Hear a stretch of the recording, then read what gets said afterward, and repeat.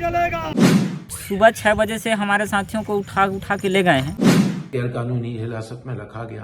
करीब 8 लाख के आसपास पेड़ कटेंगे। विष्णुदेव साहब होश में आओ, होश में आओ, होश में आओ।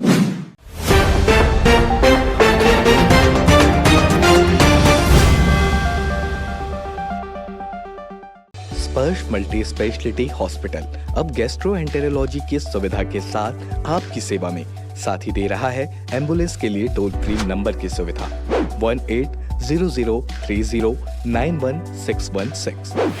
परिंदे घोंसलों में अपने बच्चों को छोड़कर भाग रहे हैं और वन्य जीवों में भगदड़ मची हुई है। आसमान छूने वाले विशालकाय पेड़ निर्जीव होकर के जमीन पर धराशायी। यह सुनकर अगर आप इस दृश्य की कल्पना कर पाए होंगे तो निश्चित तौर पर आपके रेंगटे खड़े हो गए होंगे। और ये दृश्य कहाँ का है, ये हम आपको बताने जा रहे हैं। इन दिनों हसदेव अरण्य चर्चा में है और ये जो जितनी भी बातें हमने आपको बताई हैं, ये हसदेव अरण्य का चित्रण करती हैं। हसदेव अरण्य में वास्तविक स्थिति क्या है, क्यों पेड़ों की कटाई हो रही है, इस पूरे एपिसोड में हम इन सब चीज़ों को बताएंगे। और इस पूरे एपिसोड को हमने 4 भागों में बांटा है। पहले भाग में हम आपको ये बताएंगे कि हसदेव अरण्य क्या है और क्या है उसकी खासियत।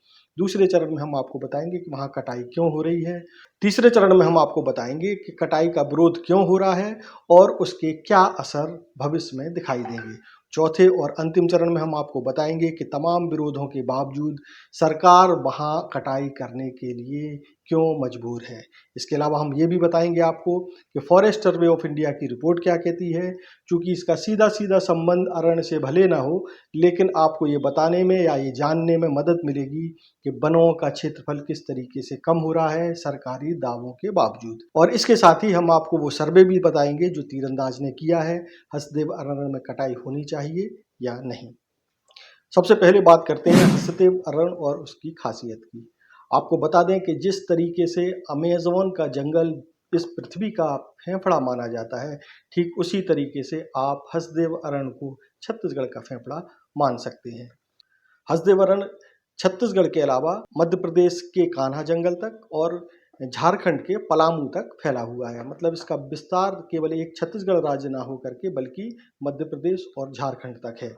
छत्तीसगढ़ में हसदेव अरण्य का विस्तार सरगुजा संभाग के सरगुजा, कोरबा और सूरजपुर जिले तक है। इसी क्षेत्र से हसदेव नदी भी बहती है। इसी नदी पर मिनी माता बंगो बांध भी बना। इस बांध से बिलासपुर के अलावा कोरबा और जांजगीर चांपा के खेतों और लोगों को पीने का पानी भी मिलता है। हसदेव की खास बात यह है कि 1,70,000 हेक्टेयर में फैले हसदेव अरण्य के 2,000 वर्ग किलोमीटर में लेमरू हाथी प्रोजेक्ट भी है। यानी कि यह हाथियों के लिए सुरक्षित पनाहगाह सरकार द्वारा पूर्व में घोषित किया जा चुका है यहाँ, क्योंकि हाथियों की बड़ी संख्या है। हाथियों की संख्या के अलावा यहाँ 25 विभिन्न तरह के वन्य जीव भी पाए जाते हैं। 82 तरह के पक्षी और तितलियों का यहाँ रहवास है। इसके अलावा 167 ऐसी वनस्पतियाँ हैं जो कि दुर्लभ श्रेणियों में आती हैं। इनमें से 18 वनस्पतियाँ ऐसी हैं जो लुप्त होने के कगार पर हैं। यानी कि यह जैव विविधता के मामले में, वन्य जीवों के संरक्षण और आवास के मामले में यह वन क्षेत्र बहुत ही महत्वपूर्ण है। अब सवाल उठता है कि इतनी अधिक जैव विविधता वाले और सघन वन काटने की जरूरत आखिर क्यों पड़ी। तो आपको बता दें कि कोयला, हसदेव में मिलने वाला उच्च गुणवत्ता का कोयला पेड़ों की कटाई की मुख्य वजह है। इस कोयले को जो है निकालने के लिए सरकार पेड़ों की कटाई करने जा रही है और ये प्रक्रिया शुरू भी हो गई है। अब आपके दिमाग में एक और सवाल होगा कि आखिर कोयला क्यों निकालना जाना चाहिए या क्यों निकाला जा रहा है। तो आपको बता दें कि 2010 में राजस्थान राज्य विद्युत निगम को छत्तीसगढ़ सरकार ने 3 कोयला खदानें आवंटित की थी। वहाँ जो राजस्थान में जो ताप बिजली घर हैं वहाँ कोयला सप्लाई करने के लिए ये ठेका दिया गया था। और उसके बाद जो है जब इसमें खुदाई शुरू होने की प्रक्रिया शुरू हुई तो फिर तमाम बाधाओं के बीच विरोध भी शुरू हुआ। खदानों के आवंटन के साथ ही या स्थानीय लोगों ने पेड़ों के काटने का विरोध भी शुरू कर दिया। मामला वन, पर्यावरण एवं जलवायु परिवर्तन मंत्रालय भी पहुंचा और वहां जो है इस क्षेत्र में खनन पर रोक लगा दी गई। और इस रोक के बाद उसको नो गो एरिया भी घोषित कर दिया गया, यानी वहां नहीं जाया जा सकता। लेकिन 2 साल बाद यानी कि 2012 में फिर से पहले चरण की खुदाई की प्रक्रिया शुरू की गई और उस प्रक्रिया शुरू होने के साथ ही पुनः एक बार लोगों का खनन को लेकर और पेड़ों की कटाई को लेकर के विरोध शुरू हो गया। यानी कि कुल मिलाकर के जो कटाई का जो कारण है, सरकार जो कटाई करना चाहती है हसदेव अरण्य में, उसके पीछे वहाँ मौजूद उच्च क्वालिटी का कोयला है। तो हमने आपको दो चीज़ें बताई कि एक तो हसदेव अरण्य की खासियत क्या है और वहाँ कटाई क्यों की जा रही है। अब हम तीसरे चरण पर चलते हैं कि कटाई का विरोध क्यों किया जा रहा है और उसके असर क्या होंगे। जैसा कि हमने बताया कि हसदेव अरण्य में खदानों के आवंटन के साथ ही विरोध शुरू हो गया था पेड़ों की कटाई का, क्योंकि बिना पेड़ों की कटाई के खदानों में खनन मुश्किल है या हम एक तरीके से ये कहें असंभव है। तमाम विरोध और बंदिशों के बाद भी 2015 में हसदेव अरण्य में पहले चरण की खुदाई का काम शुरू हो गया और 3 खदानों में आज भी कोयले का खनन किया जा रहा है। अब बात करते हैं कि अब जो विरोध चल रहा है वो किसका है। वो विरोध दूसरे चरण की खुदाई का है, यानी कि दूसरे चरण की जो खुदाई होनी है, कोयला निकाला जाना है, उसके लिए पेड़ों की कटाई का काम शुरू हो गया है। दूसरे चरण की खुदाई के लगातार विरोध के बावजूद पिछली सरकार यानी कांग्रेस की जो पिछली सरकार है उसने 26 जुलाई 2022 को विधानसभा में एक अशासकीय संकल्प पारित किया कि वहां खनन पर रोक लगाई जाए। हसदेव अरण्य में जो कटाई चल रही है उसका विरोध करने वालों में मूल रूप से आदिवासी हैं और उनके समर्थन में कुछ पर्यावरण प्रेमी और वन प्रेमी भी सामने आ गए हैं। वहां लगातार आंदोलन किए जा रहे हैं, लोग धरने पर बैठे हैं। आदिवासी संस्कृति में वनों का एक बहुत विशेष महत्व है, क्योंकि उनके लिए जल, जंगल और जमीन ही उनके देवता हैं। आपको बता दें कि हसदेव अरण्य में कई ऐसी जनजातियां रहती हैं जो संरक्षित श्रेणी में भी आती हैं, उनमें पूर्वा आदिवासी भी शामिल हैं। अब आपको एक और चीज़ हम बताते हैं कि इस विरोध के चलते सरकार ने क्या किया। सरकार ने वनों की कटाई का विरोध कर रहे लोगों को नज़रबंद किया, उनकी गिरफ्तारियां भी हुई और उन्हें मौके से हटाने का प्रयास भी किया है। इसके बावजूद ग्रामीण यानी खास तौर पर आदिवासी लोग वनों क्षेत्रों में जहां कटाई हो रही है उससे कुछ दूरी पर विरोध प्रदर्शन लगातार कर रहे हैं। वन स्वीकृति रद्द करो, वन स्वीकृति रद्द करो, विष्णुदेव साय होश में आओ, विष्णुदेव साय होश में आओ, आदिवासियों के ऊपर अत्याचार नहीं चलेगा, नहीं चलेगा, नहीं। अपने ग्राम साली के 2 निवासी, एक ठाकुर राम कुसरो और एक रामलाल कुसरो जी को पुलिस के माध्यम से सवेरे सवेरे उठा लिया गया है। टीआई मैडम के माध्यम से बताया गया कि 1-2 घंटा के बाद उसको ला देंगे, ऐसा मैडम ने हमें बताया। मतलब ये कंफर्म है कि पुलिस लेकर के गई है? जी कंफर्म। इसके अलावा अब सवाल ये भी है कि इन वनों की कटाई का असर क्या होगा। वनों की कटाई का एक लंबा और दीर्घकालिक दुष्परिणाम हमको ऐसा लगता है नजर आएंगे, क्योंकि जिस वन क्षेत्रों की कटाई हो रही है उससे बहुत सारी चीजें जुड़ी हुई हैं।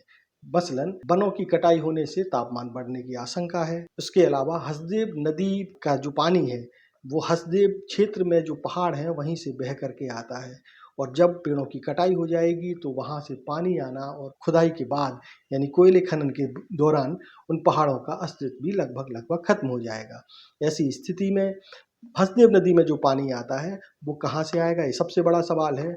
और इसी पानी से एक बड़े भूभाग पर न केवल खेतों की सिंचाई होती है बल्कि लोगों को पीने का पानी भी मिलता है। दूसरी सबसे बड़ी बात जो समस्या जो दिखाई दे रही है वो ये है कि वन क्षेत्रों में जो वन्य जीव रहते हैं वो कहाँ जाएंगे। उन वन जीवों को निश्चित तौर पर आबादी की ओर भागना होगा, और इस आबादी की ओर भागने के कारण वन्य जीवों और मनुष्यों के बीच द्वंद्व तय है। और आप सभी जानते हैं कि जब वन्य जीवों और मनुष्यों के बीच द्वंद्व होता है तो जीत किसकी होती है, और यानी कि आप ये सीधे सीधे समझ लें कि उन वन्य जीवों के अस्तित्व पर पूरा खतरा मंडरा रहा है। तीसरी सबसे बड़ी बात जो हम आपको बताना चाहते हैं वो ये है कि वन्य क्षेत्रों में जो दुर्लभ जड़ी बूटियां हैं या दुर्लभ पौधे हैं उनके नष्ट होने की पूरी आशंका पैदा हो गई है। अब आप सुनिए उन पर्यावरण प्रेमियों को जो इस वन क्षेत्रों की कटाई का विरोध कर रहे हैं उनका क्या कहना है और उनके क्या तर्क हैं। इसके बाद हम बताएंगे कि सरकार की ऐसी क्या मजबूरी है जो इस अति महत्वपूर्ण और सघन वन को काटने के लिए उसे मजबूर होना पड़ा। पिछले लगभग 10 सालों से हसदेव के लोग जो आदिवासी हैं, उनकी ग्राम सभाएं हैं, वो संघर्ष कर रहे हैं हसदेव को बचाने के लिए। हम जानते हैं कि संविधान की 5वीं अनुसूची का इलाका है जहां ग्राम सभाओं का निर्णय सर्वोपरि है, चाहे वो फॉरेस्ट डाइवर्जन की प्रक्रिया हो, चाहे वो भूमि अधिग्रहण की प्रक्रिया हो, कोई भी प्रोसेस आगे नहीं बढ़ सकती बिना ग्राम सभा सहमति के। 2014 में ही हसदेव की 20 ग्राम सभाओं ने सर्वसम्मति से प्रस्ताव किया था कि हसदेव में कोई कोल ब्लॉक का आवंटन न किया जाए। बावजूद उसके 7 कोल ब्लॉकों के आवंटन किए गए। 4 कोल ब्लॉक जो राजस्थान सरकार को आवंटित हैं, परसा ईस्ट केतेवासन, जिसके प्रथम चरण में खदान चालू है और दूसरे चरण में भी माइनिंग की प्रक्रिया को आगे बढ़ाया जा रहा है।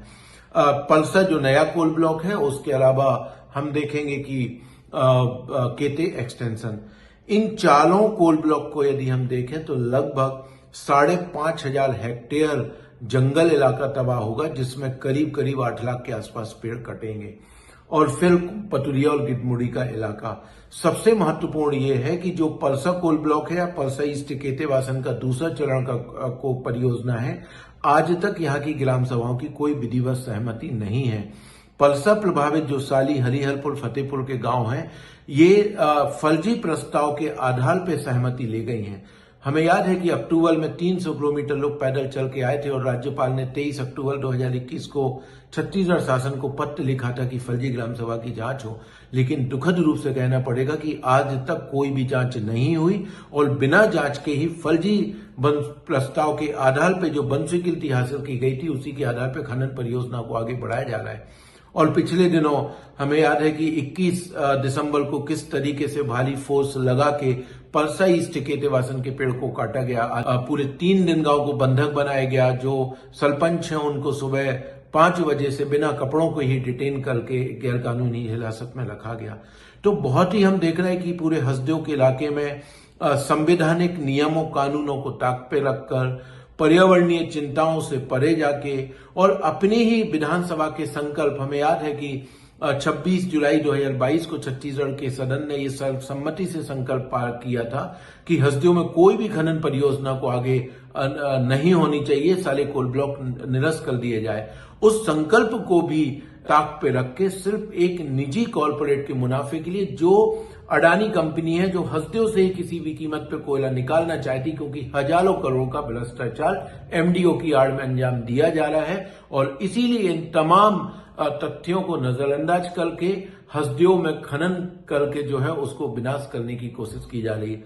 निश्चित तौर पे हसदेव के लोग संघर्ष कर रहे हैं, वहां की ग्राम सभाएं संघर्ष कर रही हैं, लेकिन जिस तरीके से अडानी पूरी ताकत, और हम देख रहे हैं कि केंद्र और राज्य सरकार अडानी के कहीं ना कहीं एक तरीके से उसके इशारों पे चलती, उसके चरणों में है। इस परिस्थिति में इस प्रदेश के तमाम नागरिक और पूरे देश के लोगों से अपील है कि हसदेव जैसे समृद्ध इलाके को बचाने की जिम्मेदारी हमारी है, क्योंकि हसदेव के लोग सिर्फ अपने जंगल जमीन को बचाने संघर्ष नहीं कर रहे हैं, बल्कि वो हमारी सांसों को बचाने की लड़ाई लड़ रहे हैं और इस लड़ाई में हम सभी लोगों को एक साथ आना होगा।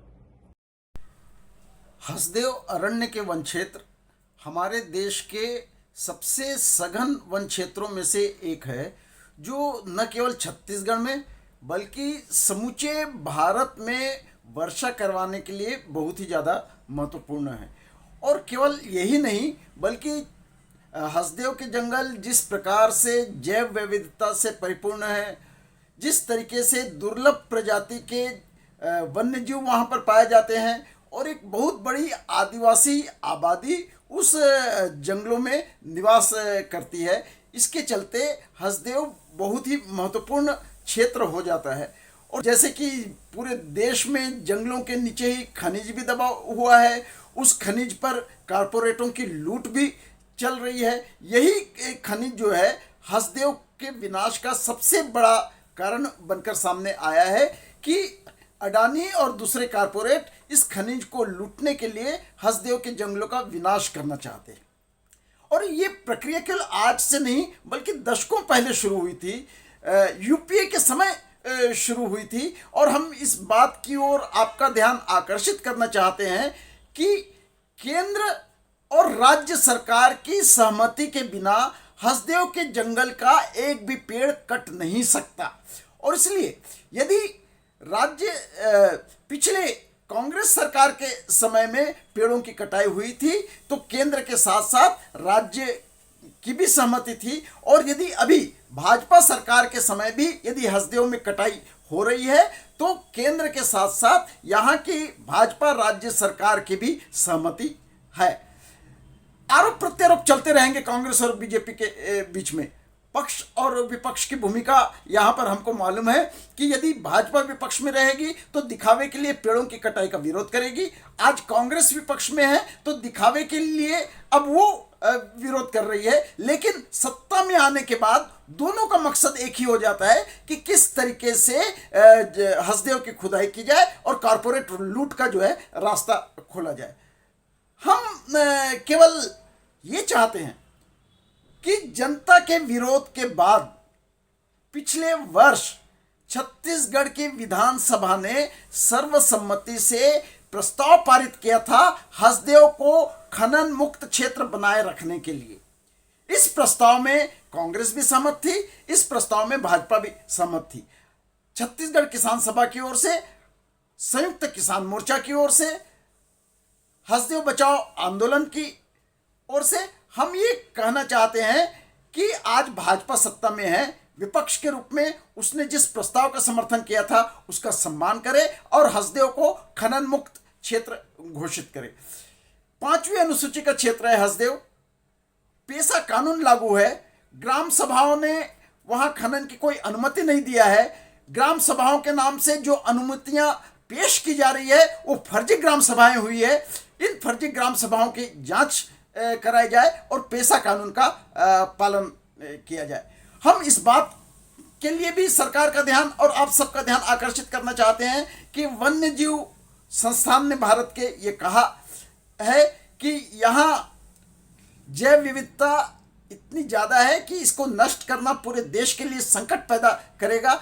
इस रिपोर्ट का जो है वो भारत सरकार सम्मान करे, हमारी राज्य की भाजपा सरकार सम्मान करे। अब सवाल उठता है कि जैव विविधता से परिपूर्ण और विविधता से भरपूर इस वन क्षेत्र को सरकार काटने पर आमादा क्यों है?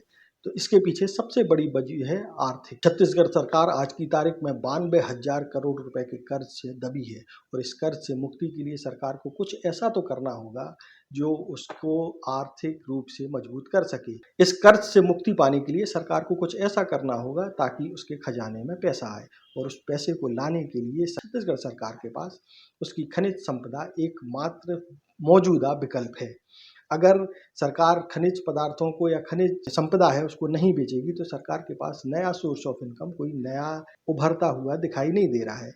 चूंकि छत्तीसगढ़ में खनिज संपदा अपार है और इस संपदा को बेचकर सरकार अपने कर्ज से मुक्ति पा सकती है या सरकार अपने खजाने को भर सकती है। अब सरकार मजबूर है कि उसे अपना खजाना भरने के लिए अपनी खनिज संपदा को बेचना होगा और खनिज संपदा बेचने का मतलब है कि यहाँ खनन होगा। छत्तीसगढ़ में खनन के बिना सरकार का खजाना भरना मुश्किल है। अब सरकार की मजबूरी का अंदाजा आप इस बात से भी लगा रख सकते हैं कि हसदेव अरण्य क्षेत्र संविधान की 5वीं अनुसूची में आता है और 5वीं अनुसूची में उन भूभागों को शामिल किया जाता है जहां आदिवासी रहते हैं। क्योंकि आदिवासी संस्कृति में जंगल ही उनके देवता हैं, वन क्षेत्र ही उनके पूज्य हैं, इसलिए सरकार ने तय किया था संविधान में कि उन भूभागों को जहाँ आदिवासी रहते हैं उन भूभागों को 5वीं अनुसूची में शामिल कर दिया जाए। 5वीं अनुसूची का सीधा सा मतलब ये है कि अगर कोई भूभाग 5वीं अनुसूची में है तो वहाँ की जंगल की जमीन या किसी भी भू के उपयोग परिवर्तन के लिए ग्राम पंचायत की अनुमति बहुत जरूरी है। और यहाँ हसदेव में जो हुआ उसमें भी एक विवादित स्थिति है। इसमें जिम्मेदारी जांच का विषय है कि बहुत बड़े भूभाग पर ग्राम पंचायतों की बैठकें दिखा करके और इसकी खनन की अनुमति दी गई है, जबकि ग्रामीणों का कहना है कि ऐसी कोई ग्राम पंचायत हुई ही नहीं, सारी अनुमतियां फर्जी तरीके से दी गई। अब बात करते हैं फॉरेस्ट सर्वे ऑफ इंडिया की। फॉरेस्ट सर्वे ऑफ इंडिया हर 2 साल में एक रिपोर्ट तैयार करता है और वो जो ये बताती है कि देश में वन क्षेत्रों की क्या स्थिति है। आपको जान के आश्चर्य होगा कि 2011 में देश का वन क्षेत्र 20.55% था, जबकि यही वन क्षेत्र 2021 में 21.71% हो गया।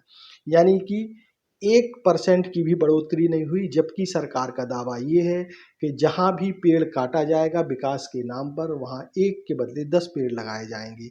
ऐसी स्थिति में अगर इस नियम का वाकई में ईमानदारी से पालन हुआ होता तो 1% की जगह यह वन क्षेत्रों की वृद्धि कहीं ज़्यादा प्रतिशत में दिखाई दे रही होती।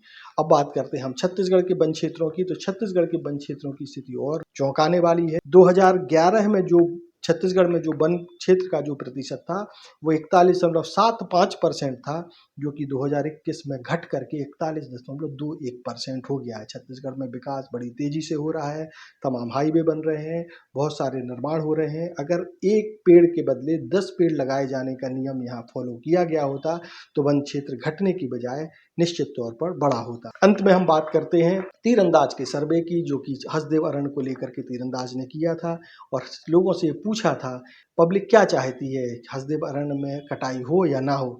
आपको बता दें कि इस अभी तक जिस समय तक ये वीडियो तैयार हो रहा है, रिकॉर्ड हो रहा है, उस तक 13,242 लोगों ने वोट किया था, जिसमें से 92% लोगों ने ये कहा हसदेव के वन क्षेत्रों में पेड़ों की कटाई नहीं होनी चाहिए। केवल 8% लोग ऐसे थे जिन्होंने हसदेव में वनों की कटाई का समर्थन किया।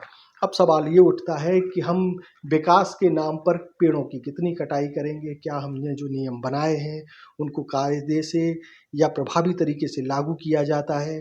जिस तरह का नियम एक पेड़ को काटने पर 10 पेड़ लगाने पर विकास के दावों के साथ बनाया गया था।